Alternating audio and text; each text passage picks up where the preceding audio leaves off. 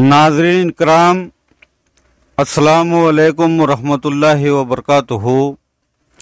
मैं सूफ़ी G M Khalil Qadri अल चिश्ती इफ्तिखारी फिर आपकी खिदमत में एक नया मौजू लेकर हाजिर हुआ हूँ। मगर इससे पहले अगर आप हमारे चैनल पर नए हैं तो प्लीज़ हमारे चैनल को सब्सक्राइब कीजिए, लाइक कीजिए, शेयर कीजिए और बेल ऑल का बटन दबाना ना भूलें ताकि हमारा हर आने वाला वीडियो आप तक जल्द अज जल्द पहुंच सके, नोटिफिकेशन आपको मिल सके।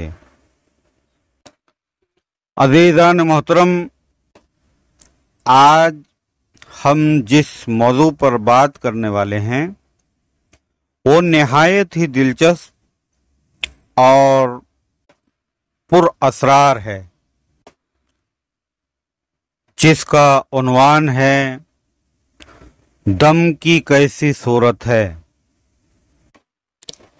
मेरे अजीज दोस्तों, आसमान और ज़मीन की पैदाइश में और रात और दिन के हेर फेर में यकीनन अक्लमंदों के लिए निशानियां हैं।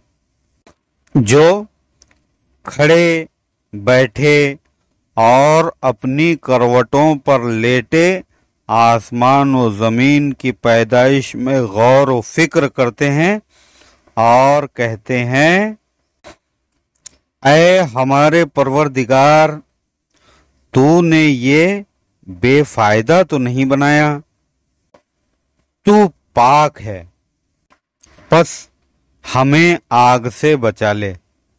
सूरह आल इमरान।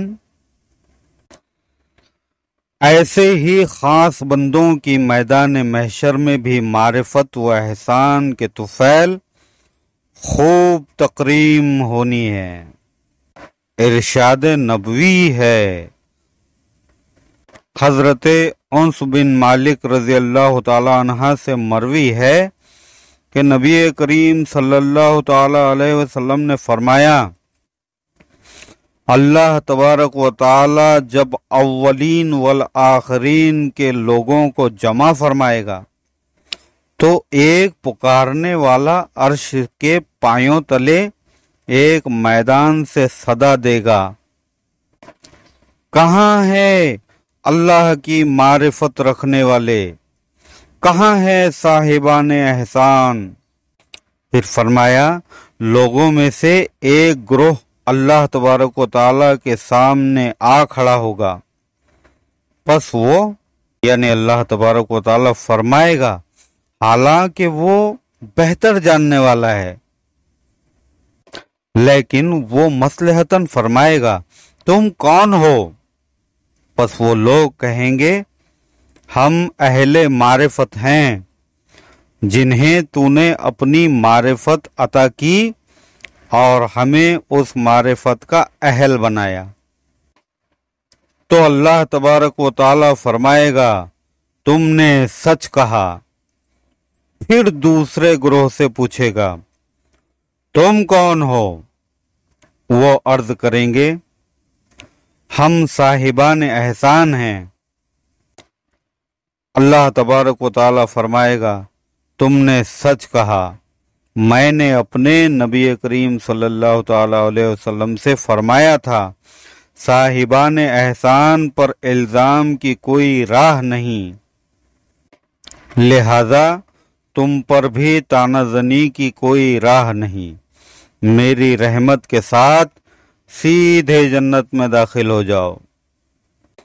फिर नबी करीम सल्लल्लाहु ताला अलैहि वसल्लम ने मुस्कुराया और इरशाद फरमाया, यकीनन अल्लाह तबारक व ताला उन्हें कयामत के अहवाल और सख्तियों से निजात दे देगा। हिदायत कुरान की शक्ल में और हादी हुजूर करीम हजरत मोहम्मद सल्लल्लाहु ताला अलैहि वसल्लम की सूरत में भेजे गए हैं। हिदायत व तरबियत के लिए जब भी अल्लाह तबारक व ताला ने जब कोई हुक्म जारी फरमाया, उसका आगाज یا ایھا الذین آمنو، اے ایمان والوں سے خطاب فرمایا۔ مثلاً اے ایمان والوں نماز قائم کرو، اے ایمان والو زکوٰۃ دو، اے ایمان والو روزے رکھو، اے ایمان والو حج کرو وغیرہ۔ معلوم ہوا کہ ایمان بھی ابتدائی درجہ ہے، کہ ایمان کے بعد ترتیب کا مرحلہ آتا ہے جو مومن کی معراج انسانیت پر پہنچنے کا ذریعہ ہے۔ تربیت مومن کے لیے احکام الہی کو ہادی نبی کریم صلی اللہ تعالی علیہ وسلم کے واسطے اور ذریعے سے جاری و نافذ کیا گیا ہے۔ اس لیے ہادی کے بغیر اللہ تبارک و تعالی کی معرفت اور پہچان ممکن ہی نہیں، اور جب تک انسان کو اللہ تبارک و تعالی کی معرفت اور پہچان حاصل نہ ہو، وہ اللہ تبارک و تعالی کی بندگی اور غلامی مکمل طور پر نہیں کر سکتا۔ ہم نفسانی لوگ اللہ تبارک و تعالی کے وجود کو صرف نظریاتی طور پر مانتے اور قبول کرتے ہیں، اس اندھے کے خدا کو مانتے ہیں جس کے ہم نہ تو لطف و کرم سے واقف ہیں اور نہ ہی اس سے ڈرتے ہیں۔ ہمارے سامنے اگر کوئی سانپ آ جائے تو جب تک وہ ہماری نظروں کے سامنے رہے گا ہماری پوری توجہ اسی جانب لگی رہے گی، لیکن اللہ تبارک و تعالیٰ کے بارے میں ہماری یہ حالت ہے کہ حالت نماز میں بھی ہماری توجہ اللہ تبارک و تعالیٰ کی جانب نہیں ہوتی، اس لیے کہ ہمیں سانپ کی معرفت حاصل ہے اور اللہ کی معرفت حاصل نہیں۔ معرفت الہیہ کے اس مسئلے نے ہمیں الجھا رکھا ہے، لہذا عبادت سے جس قدر اطمینان قلب اور مسرت حاصل ہونی چاہیے نہیں ہوتی، کیونکہ ہم معرفت خداوندی سے انجان ہیں۔ بباعث عبادات میں احسان کی قدر و قیمت کو ہم نے سمجھا ہی نہیں، جبکہ احسان ہی عبادت کی قبولیت کا مدار ہے۔ حضرت امام جعفر علیہ السلام سے پوچھا گیا کہ ہم لوگ دعا کرتے ہیں لیکن قبول کیوں نہیں ہوتی؟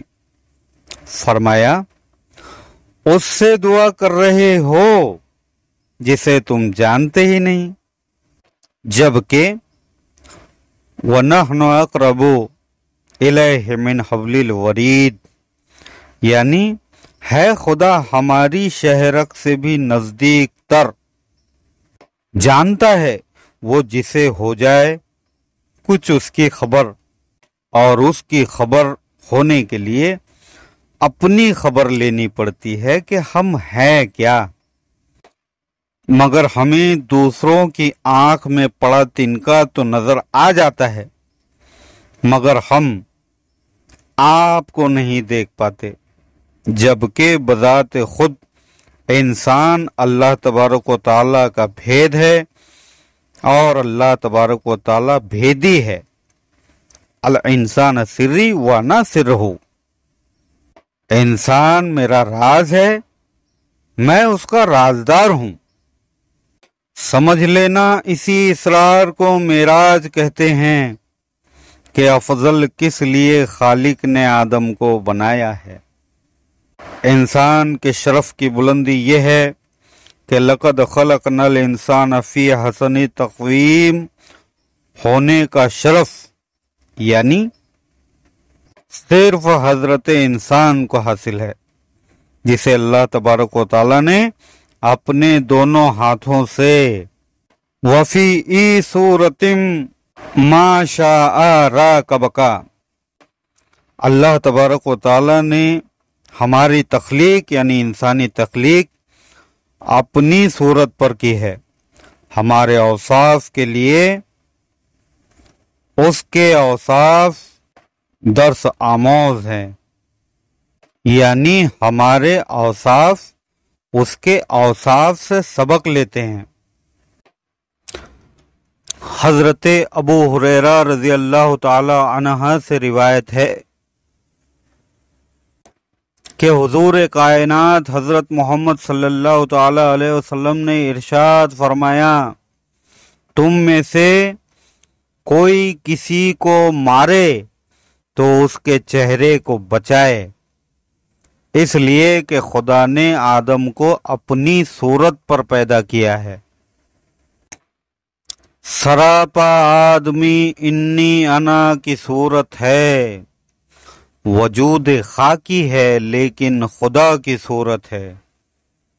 وَأَنشَأَهَا صُورَتِهِ الْبَاطِنَةَ عَلَى صُورَتِهِ تَعَالَى، معلوم ہوا اللہ تبارک و تعالی نے بنائی ہے، لیکن صورت باطن آدم کے اوپر اپنی صورت کے، یعنی اللہ تبارک و تعالی کی صورت آدم کی باطنی صورت ہے۔ تو جو معرفت شناس ہے وہ کہتا ہے، پہچان گئے تجھے تیری شیشہ گری سے، پہچان گئے تجھے تیری شیشہ گری سے، فن سے ہی نظر آتی ہے فنکار کی صورت۔ دراصل دم کی صورت وہی ہے جو بے صورتی کو صورت میں لانے کا ذریعہ بنا۔ دم کی صورت پانی کے مثل ہے، دم کی کوئی صورت نہیں، دم بے صورت ہے، لیکن اس بے صورت دم کو مٹی، آگ، پانی، ہوا کی چادر میں لپیٹ دیا گیا ہے، جس سے وہ بے صورت میں آیا، جس صورت کو صورت انسان کہا جاتا ہے۔ اصل انسان کی صورت ہی دم کی صورت ہے۔ جس طرح نقطہ ہر تحریر میں شامل ہے، نقطے کے بغیر کوئی تحریر لکھی ہی نہیں جا سکتی، اسی طرح دم کے بغیر کوئی دمدار ہو ہی نہیں سکتا۔ مولا کریم ہر مرید کو اپنے پیر کی محبت میں غرق ہونے کی توفیق عطا فرمائیں اور اپنے پیر و مرشد کے دامن عافیت میں رہنے کی توفیق عطا فرمائیں، آمین ثم آمین۔